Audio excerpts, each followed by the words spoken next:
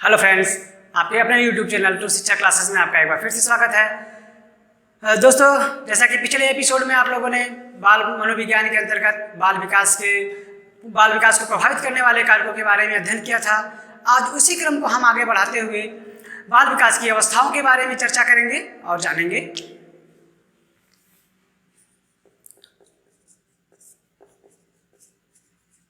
बाल विकास की अवस्थाएं।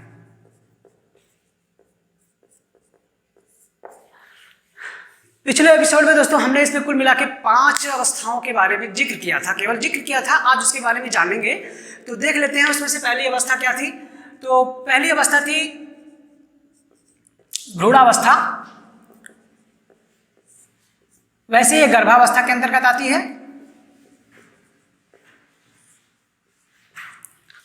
तो एक एक करके हम लोग इसका वर्णन करते चलेंगे, आगे बढ़ते रहेंगे। तो जो गर्भावस्था उसका समय होता है वो मान सकते हैं जन्म से पूर्व होता है।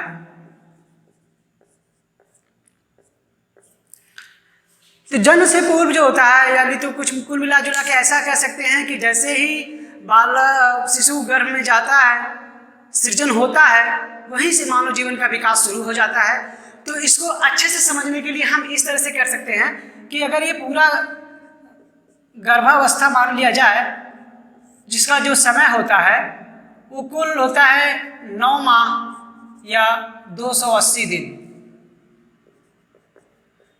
ये 280 दिन फिक्स नहीं होता है, इसको आप प्लस माइनस 10 या 15 डेज कर सकते हैं, ये एग्जैक्ट नहीं होता है। तो इसको 3 भागों में हम विभाजित कर सकते हैं। पहला जो हमारा होता है वो होता है डिंबावस्था, दूसरा आता है पिंडावस्था,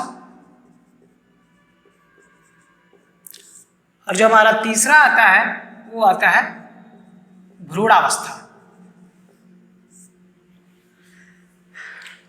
दोस्तों, जैसे ही अंड शुक्राणुओं से मिलकर निषेचित होते हैं, वैसे ही मानव जीवन का विकास प्रारंभ हो जाता है।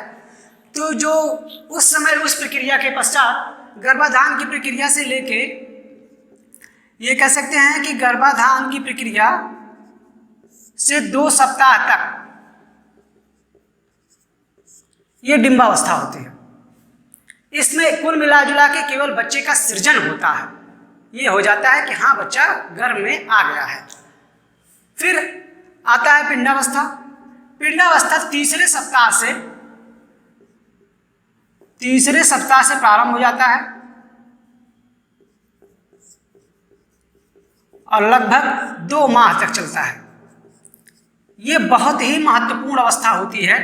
इसी अवस्था में बच्चे के हर अंग का विकास हो जाता है, निर्माण हो जाता है। इस अवस्था में बच्चे के हर अंग का निर्माण हो जाता है। हृदय की धड़कन स्टार्ट हो जाती है, हृदय का धड़कना और हर अंग का निर्माण इस अवस्था के मुख्य गुण होते हैं।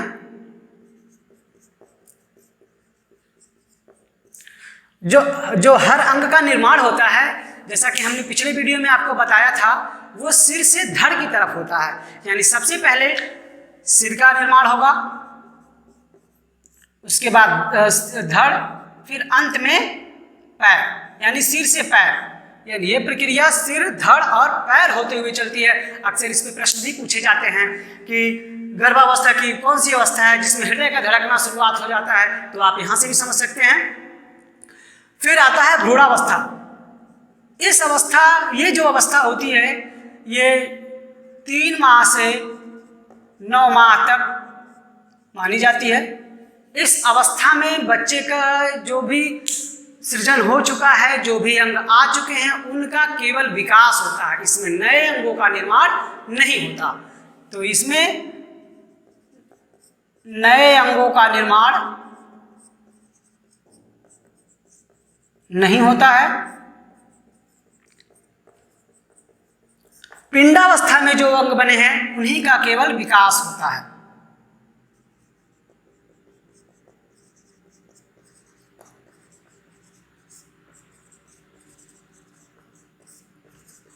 तो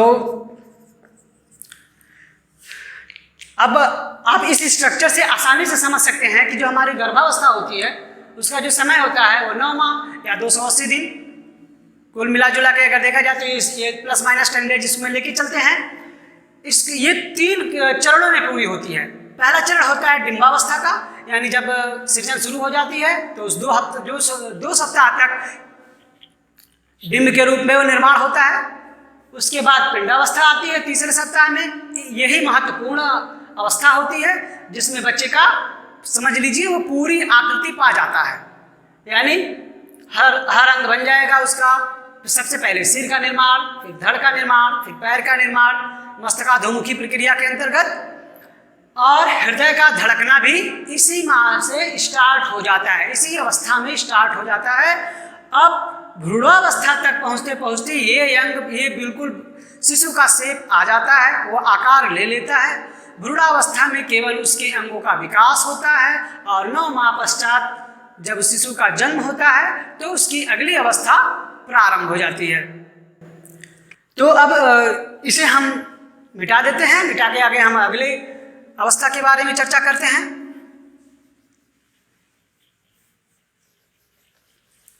जो हमारी दूसरी महत्वपूर्ण अवस्था है वो है शैशवावस्था। अब इसके बारे में हम अध्ययन करेंगे। शैशवावस्था, इसका जो समय है वो माना जाता है जन्म से 5 या 6 वर्ष तक।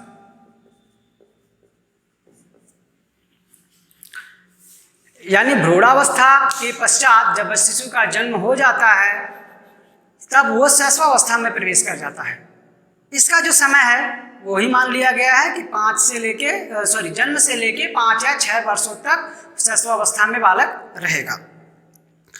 बालक के जन्म से पश्चात उसका विकास बहुत तीव्र गति से होने लगता है, यानी जैसे ही वो शैशवावस्था में गया, इस अवस्था में उसकी शारीरिक विकास तेजी से होता है।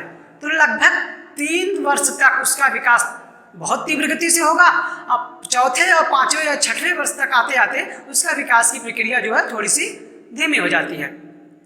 शैशवावस्था इतना महत्वपूर्ण है, अगर इसमें शिशु का ध्यान नहीं रखा गया तो आगे चल के योग्य नागरिक नहीं बन पाता है। तो ये कहा जाता है कि शैशवावस्था बच्चे की आधारशिला होती है।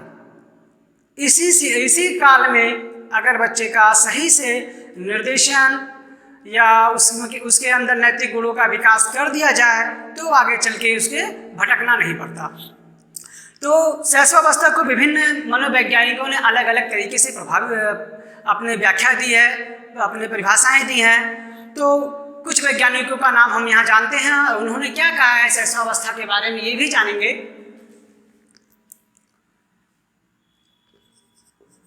सबसे पहले हरलाक का जानते हैं। हरलाक ने कहा कि शैशवावस्था बहुत ही खतरनाक स्टेज है, यानी ये खतरनाक काल है। अभी इसकी व्याख्या करते हैं आखिर खतरनाक काल क्यों है। दूसरा, गैलेंटाइन ने कहा है यह बच्चे के सीखने का आदर्श काल है।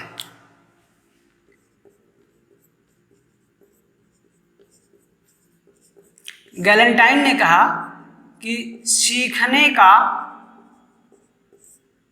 आदर्श काल।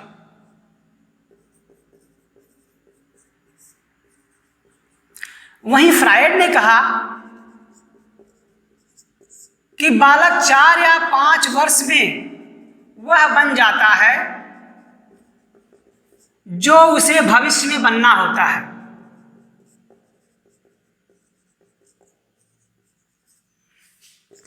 जो वह भविष्य में बनना चाहता है, अर्थात उसकी आधारशिला अभी से ही तय कर दी जाती है।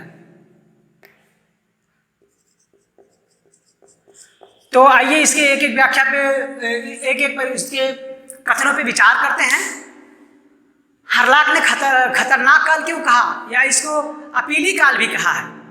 खतरनाक काल इसलिए कहा है क्योंकि देखिए भ्रूणावस्था के पश्चात की ये अवस्था है बालक का जो समय जो शिशु है उस समय उसका परिवेश माँ का गर्भ था, वहाँ से वो समाज में इंटर करता है, यहाँ के एटमॉस्फेयर में वो सामंजस्य नहीं बना पाता, ज़्यादातर मृत्यु दर शैशवावस्था में होती है। इसीलिए हरलाक ने खतरनाक काल कहा कि इस काल में ज़्यादा बच्चों का ध्यान देना जरूरी होता है।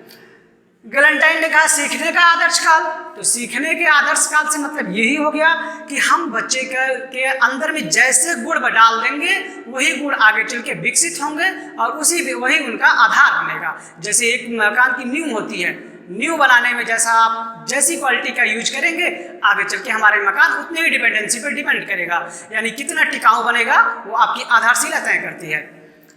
फ्रायड ने कहा कि 4-5 वर्ष में बालक वह बन जाता है जो वह आगे बनना चाहता है,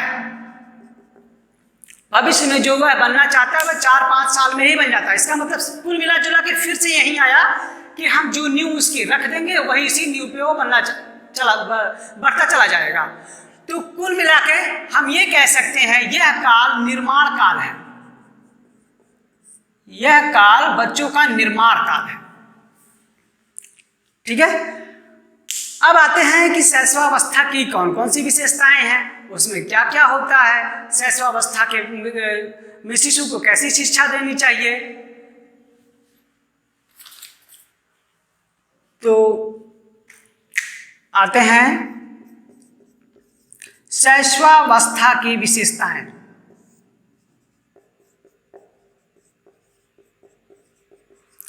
तो शैशवावस्था की वैसे बहुत सी विशेषताएं होती हैं, हम यहाँ कुछ पॉइंट वाइज चर्चा करेंगे। तो जैसे पहला आ जाता है शारीरिक विकास की तीव्रता। शारीरिक विकास में तीव्रता या शारीरिक विकास में की तीव्रता, इसमें क्या होता है बच्चे का शारीरिक विकास बहुत तीव्र गति से होता है शैशवावस्था में। शुरुआत के 3 वर्षों में उसकी बहुत तीव्र गति से हाइट बढ़ेगी, वजन बढ़ेगा, मस्तिष्क का आकार बढ़ेगा, शुरुआत के 3 वर्ष तक बढ़ेगा। उसके बाद 3 से 5 वर्ष के बाद जो समय आएगा उसमें इसकी जो विकास की प्रक्रिया होगी वो बहुत स्लो हो जाएगी, लगभग एक मान सकते हैं कि लगभग रुक ही जाती है।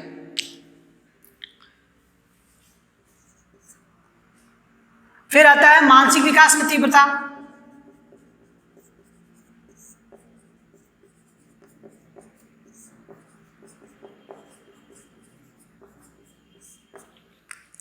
बच्चे के मानसिक विकास में भी वृद्धि होती है, उसके जो भी चिंतन, संवेग या फिर कल्पना जो कुछ भी होता है उसका निर्माण होना शुरू हो जाता है। बच्चा किसी चीज को देख के उसके पीछे दौड़ने लगता है और अगर कोई चीज पाता है तो डायरेक्ट उसको मुंह में डालता है, यानी कुल मिला के ऐसा कर सकते हैं कि उसकी इंद्रियां उसको बताने लगती हैं कि हर चीज खाने वाली है, यानी एक एक इंद्रियों का विकास होना शुरू हो जाता है। उसकी ज्ञान इंद्रियां काम करना शुरू कर देती हैं। बालक के शिशु के शरीर में जो विद्यमान जितनी भी मानसिक शक्तियां हैं वो 3 वर्ष की अवस्था तक आते आते संपूर्ण रूप से कार्य करने लगती हैं। तो अगला जो विशेषता है वह होती है दूसरे पे निर्भरता।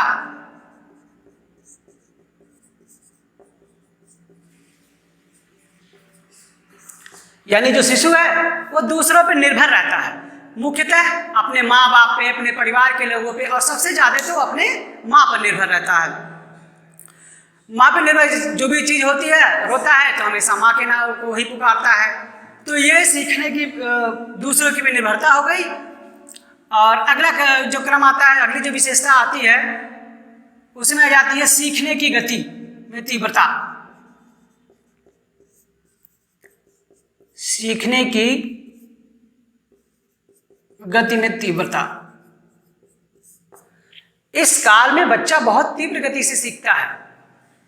अगर आप उसको देखे होंगे, सबके घरों में बच्चे होते हैं, जब बच्चे छोटे होते हैं, बैठे लगते हैं, लगभग 1.5 साल 2 साल के बीच आ जाते हैं, तो वो उनको माँ बाप, उनके घर के सदस्य कुछ चीज़ें सिखाते हैं, जैसे बेटा पानी मांगने के लिए, या फिर दूध मांगता है या खाने के लिए मांगता है, तो वो सीखना बहुत तेजी से चालू कर देता है। अगर आप किसी चीज़ को कहेंगे इसको मत छुओ, मना करेंगे, इशारा समझाएंगे, तो हर चीज़ों को वो कैच करने लगता है, सीखने लगता है।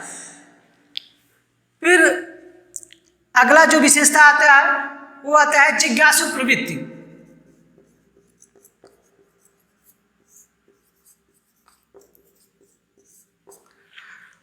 थोड़ी सी अवस्था और बढ़े, अगर मान लीजिए 3 साल के बजाय बच्चा 4 साल में पहुंच जाता है, तो क्या करता है, उसकी जिज्ञासा हर चीज की बढ़ने लगती है। वो प्रश्न पूछने लगता है, ये कैसे है, ये क्या है।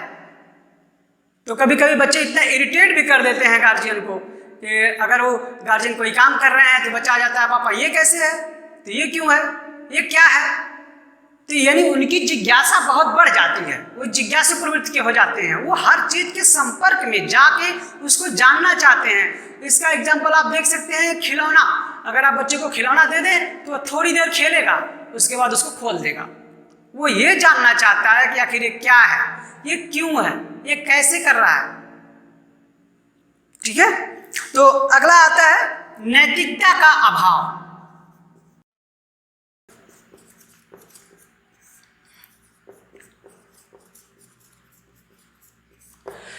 इस काल में बच्चों में नैतिकता का अभाव होता है। ठीक है। वो ये नहीं जान पाते कौन सी चीज़ उचित है, कौन सी अनुचित है, क्या अच्छा है, क्या बुरा है। वो वही करते हैं जिसमें उन्हें आनंद आता है। तो ये हो गया नैतिकता का अभाव। तो अगली विशेषता के बारे में हम पढ़ते हैं। अगली विशेषता है हमारा अनुकरण द्वारा सीखना।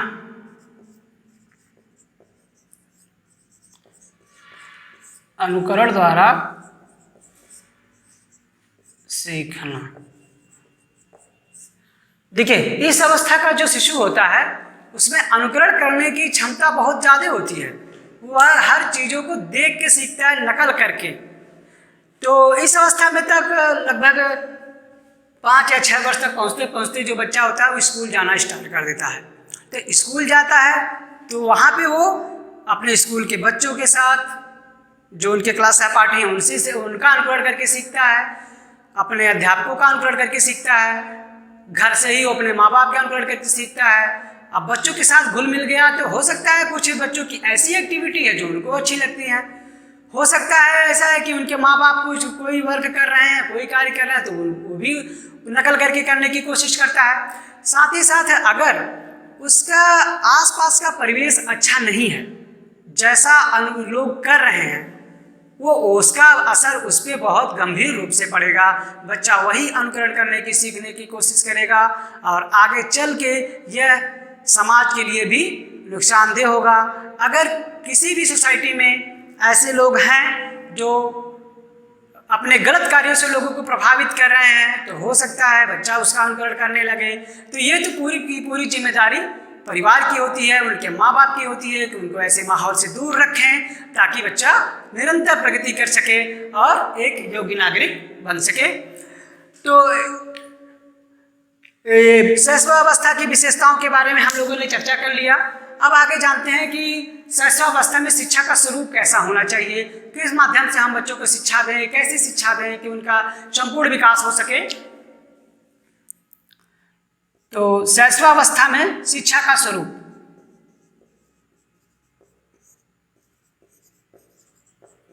शैशवावस्था में शिक्षा ही मान लें इसको, शिक्षा कैसे देंगे। शैशवावस्था मुख्य रूप से बच्चों को हम सबसे पहले तो नैतिकता के गुण लाएंगे कि बच्चों में नैतिक गुणों का विकास हो, क्योंकि ये आधारशिला है। बच्चों की आधारशिला अगर मजबूत रहेगी तभी वो आगे कुछ कर सकते हैं। तो नैतिकता का विकास हो जाए, या फिर उनको ऐसे कार्य दिए जाएं जिसमें उनकी ज्ञानेंद्रियां, उनके कर्मेंद्रियां का समायोजन हो सके। उन्हें हर चीज़ को छूने या परखने की क्या ऐसे एक्टिविटी कराई जाए, उनको खेल द्वारा शिक्षा दी जाए, गतिविधि के माध्यम से शिक्षा दी जाए, तो ये शिक्षा उनमें काफ़ी हद तक विकास में सहायक होगी।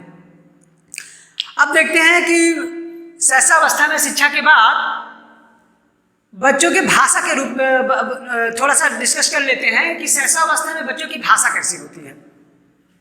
तो शैशवावस्था में जो भाषा होता है, तो जन्म के समय तो बच्चे की भाषा केवल रुदन होता है। तो रुदन उसके बाद बलबलाना,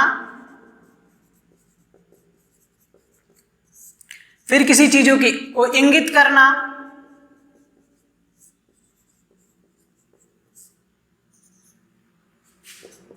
उसके बाद कुछ वर्णों को बोलना, आगे क्रम में कुछ शब्दों को बोलना, ये बच्चों के धीरे धीरे सीखना प्रारंभ हो जाता है। तो अगर कुल मिला जुला के देखा जाए तो 6 वर्ष की अवस्था पूरी करते करते अर्थात शैशव अवस्था पूरी करते करते बच्चों के अंदर लगभग 14,000 शब्दों का विकास हो जाता है। तो ये तो रहा शैशव अवस्था का। अब हम आगे जानेंगे बाल्यावस्था के बारे में। तो हम अगली अवस्था के बारे में चर्चा करेंगे, तो इसको मिटा देते हैं।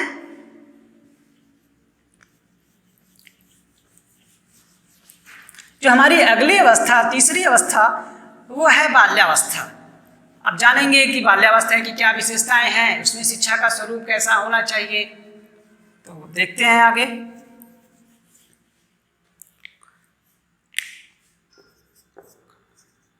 बाल्यावस्था, इसका जो समय होता है वो मान के चलते हैं 7 वर्ष से 13 वर्ष तक। हाँ, एक चीज का ध्यान रखिएगा कि ये जो वर्गीकरण हम बता रहे हैं ये किसी मनोवैज्ञानिकों के अनुसार नहीं है, ये सामान्य वर्गीकरण है।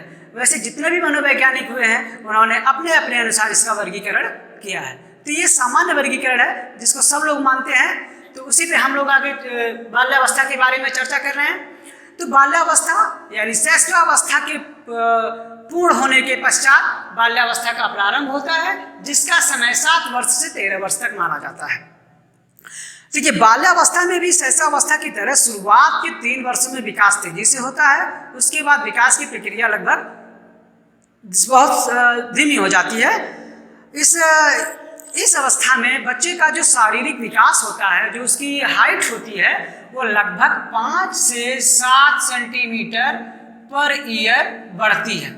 यानी प्रति वर्ष 5 से 7 सेंटीमीटर लंबाई बढ़ती है इस अवस्था में। तो अब जानते हैं कि इस अवस्था की क्या क्या विशेषताएं हैं। इस अवस्था की विशेषताओं के बारे में आगे हम चर्चा कर रहे हैं।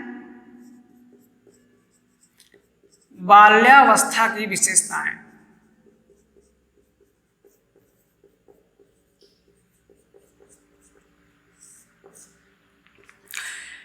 इसमें भी हम कुछ बिंदुओं पे चर्चा करेंगे। तो सबसे पहला हो जाता है कि वास्तविक जीवन से संबंध। बच्चा काल्पनिकता से बाहर आता है। वास्तविक जीवन से संबंध।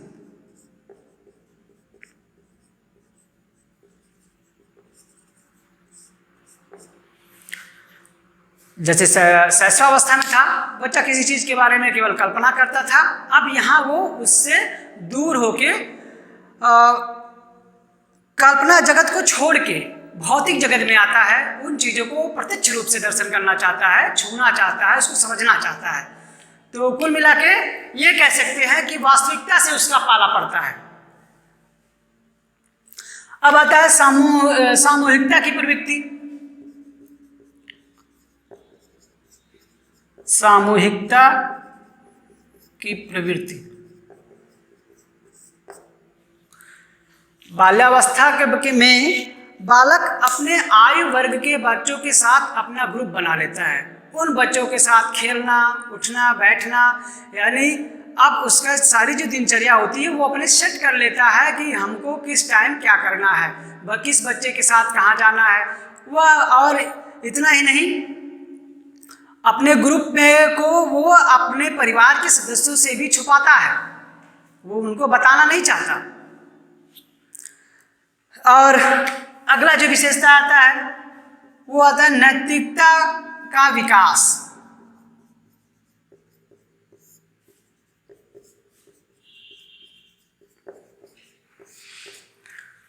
नैतिकता के विकास के अंतर्गत उसको यहाँ समझ हो जाती है कि कौन सा कार्य हमारे लिए अच्छा है, कौन सा बुरा है, कौन सा अनुचित है, कौन सा उचित है, इन कार्यों को लेकर उसमें लोगों के सम्मान की भी भावना आ जाती है। तो उसमें नैतिक मूल्यों का विकास होना प्रारंभ हो जाता है, संग्रह की प्रवृत्ति आ जाती है। जो अगला विशेषता है वह है संग्रह की प्रवृत्ति।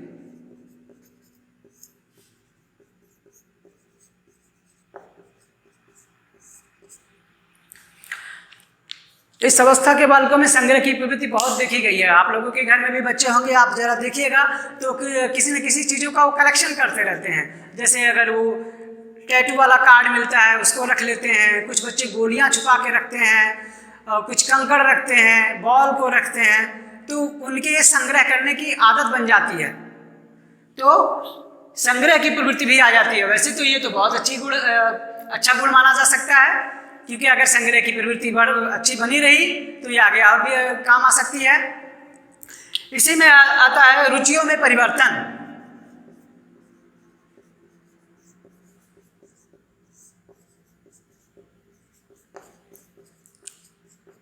रुचियों में परिवर्तन, जो रुचियां बच्चों में शैशवावस्था में थी वो रुचियां अब चेंज कर देता है, वो अचानक से बदल देता है। अब नए रुचियों का विकास उसके अंतर्गत हो जाता है। रुचियों में हम ऐसे कह सकते हैं कि जैसे बच्चा जब शैशवावस्था में था तो क्या था, अधिकतर वो अपने माँ के पास रहना पसंद करता था, ये उसकी रुचि थी। माँ के साथ खेलना, माँ के साथ बैठना, माँ के द्वारा सिखाई गई चीज़ों को सीखना। अब जब वो बाल्यावस्था में प्रवेश करता है तो इस चीज़ों को अचानक से बदल देता है और अपने दोस्तों की तरफ जाता है, अपने आयु वर्ग के साथियों के साथ वहाँ जाता है और उनके साथ अपनी रुचियाँ, अब उनके अनुसार वो अपनी रुचियाँ बनाता है कि किस खेल में उसकी रुचि है, पढ़ने में क्या रुचि है। ठीक है, तो ये हो गई बाल्यावस्था की विशेषताएं। अब हम जानते हैं कि बाल्यावस्था में बच्चों को शिक्षा का स्वरूप क्या होना चाहिए।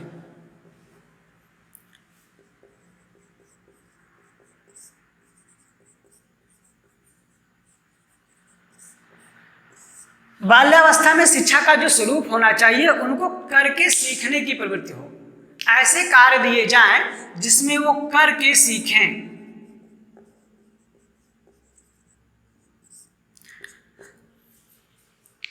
क्योंकि अगर वो करके सीखेंगे तो उनकी जिज्ञासा शांत होगी, उनको भ्रमण पे ले जाया जाए, भ्रमण द्वारा शिक्षा दी जाए, पर्यटन पे भ्रमण द्वारा शिक्षा, गतिविधि के माध्यम से शिक्षा दी जाए।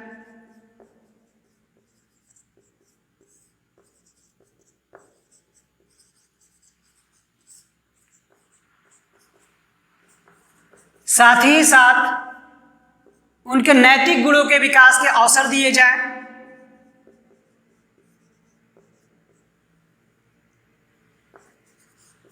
नैतिक गुणों के विकास के अवसर,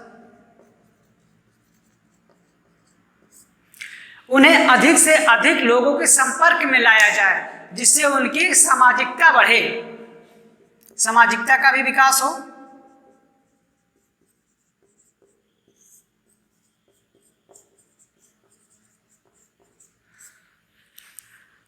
तो इस तरह से बहुत सी भी और भी तकनीकी हो सकती हैं जिसमें बाल्यावस्था में हम बच्चों को शिक्षा दे सकते हैं। अब जानते हैं कि शिक्षा स्वरूप के पश्चात बालक की भाषा पे क्या असर पड़ता है। तो इस समय तक आते आते बालक छोटे सरल वाक्यों का प्रयोग छोड़ देता है और मिश्रित वाक्यों का प्रयोग करना शुरू कर देता है और लगभग 50,000 शब्दों का विकास उसके अंतर्गत हो जाता है। इस अवस्था को पूर्ण करते करते 50,000 शब्दों का विकास उसके अंतर्गत हो जाता है। अब अगले अवस्था के बारे में हम चर्चा करते हैं जो है किशोरावस्था। इसको मिटाते हैं।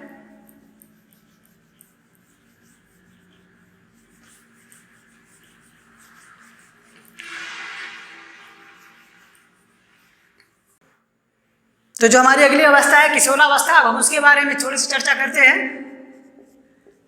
किशोरावस्था का जो समय होता है वो 13 वर्ष से लेके 18 वर्ष तक होता है, यानी बाल्यावस्था के समाप्त होने के पश्चात 13 वर्ष से 18 वर्ष तक। ये अवस्था बहुत ही महत्वपूर्ण होती है। इसी अवस्था में बालक को बहुत ज़्यादा निर्देशन की जरूरत होती है। वैसे मानव जीवन की विकास की प्रक्रिया में किशोरावस्था का एक बहुत ही महत्वपूर्ण स्थान है। किशोरावस्था, बाल्यावस्था और युवावस्था, यानी कह सकते हैं बाल्यावस्था के समाप्त होने के पश्चात प्रारंभ हो जाती है। भारत के संदर्भ में देखा जाए तो ये मान लिया जाता है कि अगर बालक 12 वर्ष का हो गया है तो उसकी किशोरावस्था प्रारंभ हो गई है। किशोरावस्था को इस तरह से कहा जाता है कि ये बहुत ही जटिल समय है, यह एक संक्रमण काल है जिसमें बच्चों को संभालने की बहुत ही जरूरत होती है। तो एक मनोवैज्ञानिक हैं स्टैनले हॉल, जिन्होंने कहा है किशोरावस्था बड़े ही संघर्ष, तनाव, तूफान और विरोध की अवस्था है। इन्होंने क्या कहा कि किशोरावस्था बड़े ही संघर्ष, तनाव, तूफान और विरोध, इन शब्दों पे थोड़ा सा गौर करिएगा। इसका मतलब ये है कि बच्चों जो ये संक्रमण काल भी कहा जाता है इसे, इस संक्रमण काल में अत्यधिक गौर करने वाली बात होती है। बच्चों पे हमें हमेशा नजर रखना होता है, अन्यथा वो किसी भी दिशा में जा सकते हैं। तो अब जानते हैं कि किशोरावस्था की विशेषताएं क्या हैं, उसी विशेषताओं में हम इनका वर्णन करेंगे। तो किशोरावस्था की विशेषताएं, इन विशेषताओं में सबसे पहले जो विशेषता है वह आती है स्वतंत्रता व विद्रोह की भावना।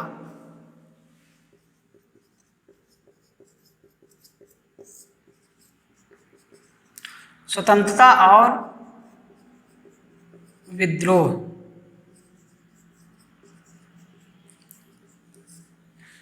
इसमें क्या होता है, बच्चे चाहते हैं कि उन्हें कोई रोके या टोके ना। वो जो कार्य कर रहे हैं वो अपने आप में समझते हैं कि ये बहुत ही उचित है, ये उनके लिए उचित है, हो सकता है वो समाज के लिए अनुचित हो। तो वो स्वतंत्र रहना चाहते हैं, किसी के रोक टोक में नहीं रहना चाहते हैं। कोई अगर वो काम कर रहे हैं, कोई टोक देता है तो वही विरोध कर देते हैं। ऐसा देखा गया है, जो ये टीनेजर होते हैं तो अपना एक ग्रुप बना लेते हैं, उस ग्रुप के अनुसार वो अपने कार्यों को प्रतिपादित करते हैं, परिवार से अलग रहते हैं, कटे कटे से रहते हैं। और इस अवस्था में अगर उन्हें कोई डिस्टर्ब करता है तो उनसे विरोध भी कर सकते हैं। वो स्वतंत्र रहना चाहते हैं। कुल मिला जुला के ये कह सकते हैं कि वो नहीं चाहते कि कोई उन्हें किसी दबाव में कोई कार्य करवाए। अपने समूहों को महत्व ज़्यादा देते हैं, वो समूह को महत्व, जो अपने फ्रेंड सर्किल होती है उसको ज़्यादा महत्व देते हैं। अगर कोई गार्जियन उनके इस बातों को रोकता है टोकता है कि ये तुम गलत कर रहे हो, इतने देर रात को क्यों आते हो या इनके साथ क्यों जाते हो, तुम ज़्यादा समय कहाँ बिताते हो, तो इन प्रश्नों पे वो चिढ़ जाते हैं। वो ये नहीं चाहते हैं कि हमारे समूह को कोई कुछ कहे। क्यों? क्योंकि परिवार, स्कूल, समाज से ज़्यादा प्रिय उनको अपना समूह लगता है। क्यों? क्योंकि उनके एक एज ग्रुप का समूह है, तो समूह को वो ज़्यादा महत्व देते हैं। इसी में व्यवसाय चुनाव की भी आ जाती है, जो अगली विशेषता है वो आ जाती है व्यवसाय चुनाव को महत्व। लगभग बच्चे शुरुआत कर देते हैं इसमें कि हमें किस दिशा में जाना है, क्योंकि लगभग ऑलमोस्ट देखा जाए तो इस अवस्था तक आते आते हुए हाई स्कूल या इंटरमीडिएट तक तो पहुंच ही जाते हैं। नहीं इंटरमीडिएट कर सकते तो हाई स्कूल में तो पहुंच ही जाते हैं। तो उनके अंतर्गत एक ये उनके मन में ये भावना आने लगती है कि हमें आगे भविष्य में क्या करना है। तो अपने भविष्य को लेकर, अपने व्यवसाय को लेकर वो चिंतित रहने लगते हैं, या फिर वो चुनाव करना शुरू कर देते हैं कि हमको इसी क्षेत्र में जाना है।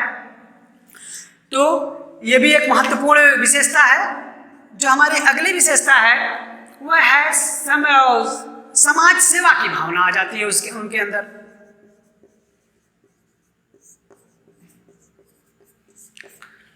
समाज सेवा, जब वो अपने विद्यालय जा रहे हैं तो समाज से भी रूबरू हो रहे हैं, तो वो कहीं ना कहीं किसी चीज़ को देख के उनके अंदर भी सामाजिकता की भावना भी जागृत होती है।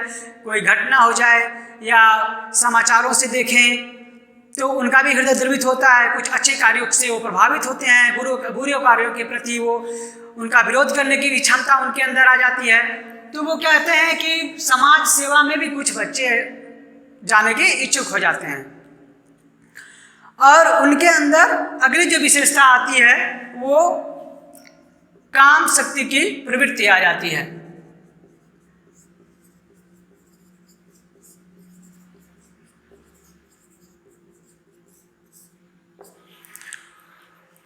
इस अवस्था तक वो विपरीत लिंगी के प्रति आकर्षित होना शुरू कर देते हैं।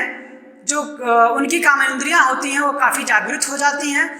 इसी समय उनको काफ़ी निर्देशन की आवश्यकता होती है, क्योंकि इस अवस्था में शारीरिक विकास इतनी तेज़ी से होता है कि बालकों में लगभग मूँछों का आना, दाढ़ी का आना, बालिकाओं में मासिक स्राव का प्रारंभ हो जाना, ये सब स्थितियाँ प्रारंभ हो जाती हैं। तो वो इसलिए वो विपरीत लिंगी के प्रति आकर्षण महसूस करते हैं। तो हमारे अब हम अगले विशेषता के बारे में चर्चा करते हैं, वो आती है व्यवहार में भिन्नता। व्यवहार में भिन्नता, जैसा कि स्पष्ट है कि स्टैनले हॉल ने कहा है कि ये संघर्ष, तनाव, तूफान और विरोध की अवस्था है, तो व्यवहार में भी भिन्नता होगी। तो यहाँ पे व्यवहार भिन्नता में ये हो जाता है कि बालक और बालिकाओं के व्यवहार में भिन्नता आ जाती है। बालिकाएं नम्र हो जाती हैं, उनका जो रुचि होती है घरेलू कार्यों में ज़्यादा होने लगती है, घर के कार्यों को करना, अपने माता का सहयोग करना, सिलाई कढ़ाई आदि में उनकी रुचि बढ़ने लगती है। उसी पर उधर दूसरी तरफ जो बालक होते हैं उनके अंदर राजनैतिक भावना आ जाती है, सामाजिकता की भावना आ जाती है, उनका व्यवहार रूड भी हो सकता है, थोड़ा सा कड़ेपन से भी व्यवहार कर सकते हैं, क्योंकि वो मैच्योरिटी की तरफ बढ़ रहे हैं। साथ ही साथ वो अपने देश की और अंतर्राष्ट्रीय समस्याओं में भी रुचि लेने लगते हैं, उन खबरों को भी जानने की कोशिश करते हैं, उसी के अनुसार वो अपने व्यवहार में परिवर्तन कर देते हैं। तो दोनों का व्यवहार अलग हो जाता है। और इसी क्रम में हम जानेंगे अपराध प्रवृत्ति। अगली जो विशेषता है वो है अपराध प्रवृत्ति। यही एक ऐसा समय है जिसमें अगर इनका सही या समुचित निर्देशन नहीं किया गया तो आगे चल के ये अपराधी प्रवृत्ति के बालक हो जाते हैं। अक्सर देखा जाता है कि जो भी ऐसी घटनाएं होती हैं उसमें टीनेजर ज़्यादा इन्वॉल्व रहते हैं। जो पकड़े जाते हैं दुराचार के मामले में या फिर चोरी छिनौती, ऐसी कई घटनाएं होती हैं जिसमें अधिकतर अभियुक्त को देखा जाए तो टीनेजर होते हैं। तो आखिर ये इनका व्यवहार ऐसा हो क्यों गया? क्योंकि इनके सब कुछ इनके संगत का असर है। अगर माता पिता इनकी संगत पे नज़र नहीं रखेंगे तो वो भटक जाएंगे, और भटकने पे अब उनके कैटेगरी के जो लोग हैं वो उसी अनुसार कार्य करना शुरू कर देंगे, तो वो अपराधी प्रवृत्ति के भी हो सकते हैं। तो अगर यहीं पे उनका समुचित निर्देशन कर दिया गया, तो सही डायरेक्शन दे दिया गया, तो आगे चल के अपने करियर के प्रति चिंतित होंगे, उस पर ध्यान लगाएंगे, आगे बढ़ेंगे। लेकिन अगर गाइडेंस नहीं किया गया तो ये अपराधी भी बन सकते हैं। तो कुल मिला जुला के अगर देखा जाए तो ये जो विशेषताएं हैं ये किशोरावस्था की प्रमुख विशेषताएं हैं। अब हम आगे जानेंगे कि किशोरावस्था में शिक्षा के क्या स्वरूप होना चाहिए जिससे इनका समुचित निर्देशन किया जा सके। तो शिक्षा के स्वरूप के बारे में चर्चा करते हैं। इस अवस्था में जो शिक्षा का स्वरूप हो, पहली बात जो वैज्ञानिकों ने माना है वो कि बालक बालिकाओं के लिए अलग अलग शिक्षा हो।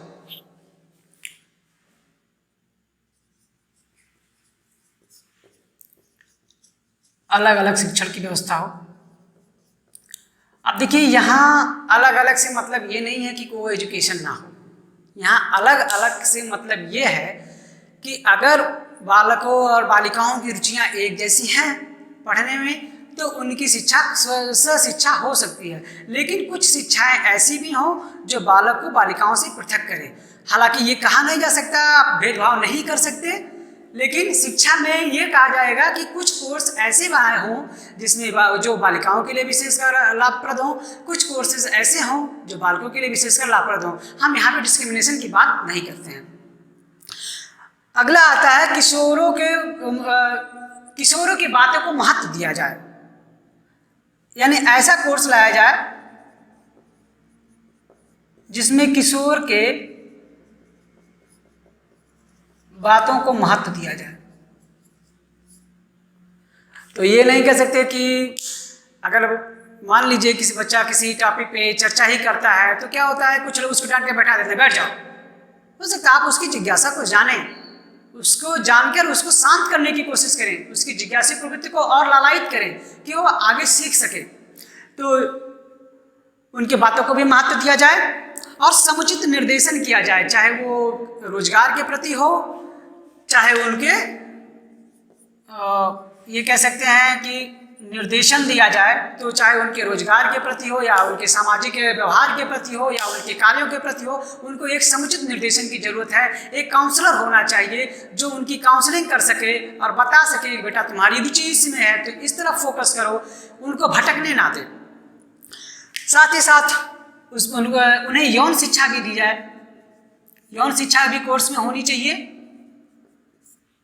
क्योंकि अगर इस शिक्षा को जानेंगे वो तो समाज में दुराचार की घटनाएं बहुत ही कम होंगी।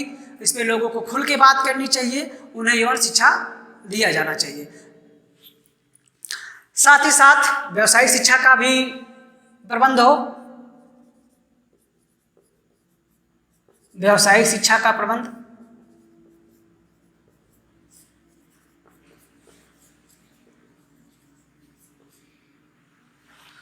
तो व्यवसायिक शिक्षा पे भी पूरा जोर दिया जाए। उनको व्यवसायिक शिक्षा पूर्व से ही निर्धारित करा दी जाए कि अगर वो इस अवस्था तक आते आते लगभग वो इंटरमीडिएट पास कर चुके होते हैं, अभी से ही उनको उनके रोजगार की तरफ उन्मुख किया जाए ताकि वो अपना उचित कैरियर का चुनाव कर सके और उसी के मार्ग पे आगे बढ़ सके। तो व्यवसायिक शिक्षा का बहुत बड़ा योगदान है इसमें। तो भाषा भी का इसी के शिक्षा के स्वरूप के साथ साथ देखते हैं कि भाषा पे क्या होता है। तो अब इस अवस्था में भाषा पे ज़्यादा विकास तो होना नहीं है, भाषा तो लगभग उनकी विकसित हो चुकी होती है। अब वो अपने अनुसार उसको काट छांट करके नए क्या कहते हैं पैराग्राफ या कहते हैं अनुच्छेद का इस्तेमाल खुद बनाना सीख लेते हैं। तो अब कुल मिला के इन पे हम लोगों ने चर्चा कर लिया। तो एक छोटा सा डायग्राम के रूप में हम देखना चाहेंगे, इसको मिटाते हैं, कि मानसिक जो विकास होगा वो तीनों अवस्था में कैसे होता है। ये तीनों अवस्था के बारे में हम लेके चलेंगे इसको। तो देखिए चिंतन जो होता है तीनों अवस्थाओं में वो कैसा होता है, इसमें थोड़ा सा एक छोटा सा डायग्राम के रूप में हम समझेंगे। तो पहले जो होता है वो अतार्किक होता है, फिर आता है तार्किक या मूर्त चिंतन, फिर अमूर्त। यह जो चिंतन होता है तीनों अवस्थाओं के लिए होता है। जो अतार्किक होता है ये हमारा शैशवावस्था के लिए है,